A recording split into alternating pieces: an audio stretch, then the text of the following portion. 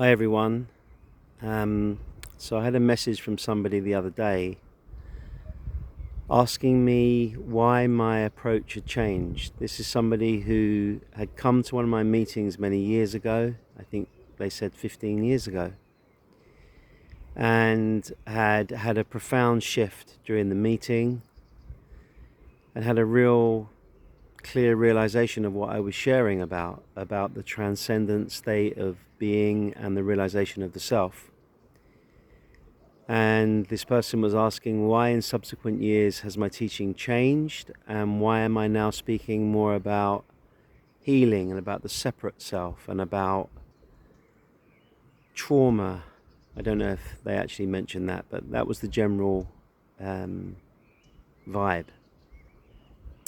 And my answer is, my teaching has not changed. My teaching has not changed, but something has developed out of it. And what has developed out of it is the recognition and the realization that waking up, realizing our true nature, is half of the story. It's not the full story. It's half of the story. And from I'm only speaking about myself. This could be, for somebody else, it could be the full story. So I'm only ever speaking about my own experience. That waking up for me was half the story. And I followed a path of transcendence, itchy nose, of realizing who I was beyond my conditioning, beyond my persona, beyond the story that I had about myself. And that was super, super important.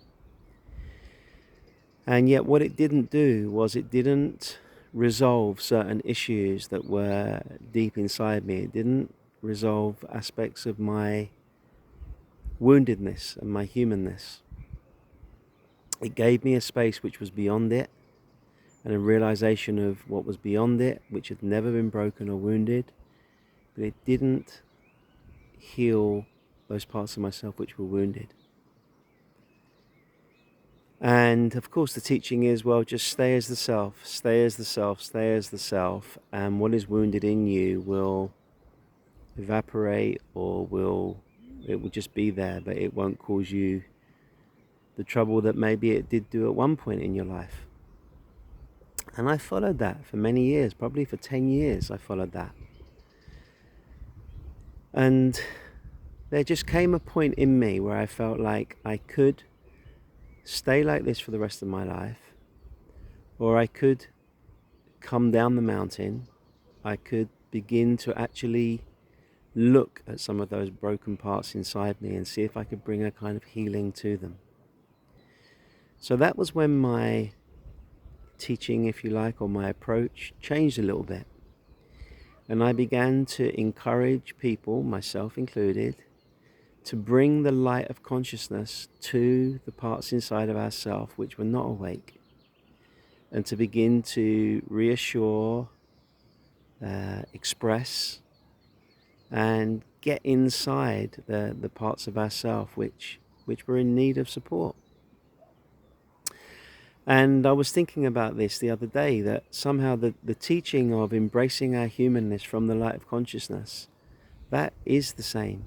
It's about having a spiritual awakening and realizing the light and bringing the light into the darkness, into the unconscious, so that we can be free enough to be all that we're meant to be and not just a part of what we're meant to be. Because when we're just a part of what we're meant to be, then something inside us doesn't get resolved. It doesn't get to express itself. And I've found that there are many, many, many gifts within the shadow. There are many gifts within the unconscious. If we can make them conscious, there are many, many gifts within them. So my teaching hasn't changed, but it has evolved. And it has evolved into something which addresses a kind of post-awakening sadhana. What happens after awakening? Okay, you've realized who you are, now what?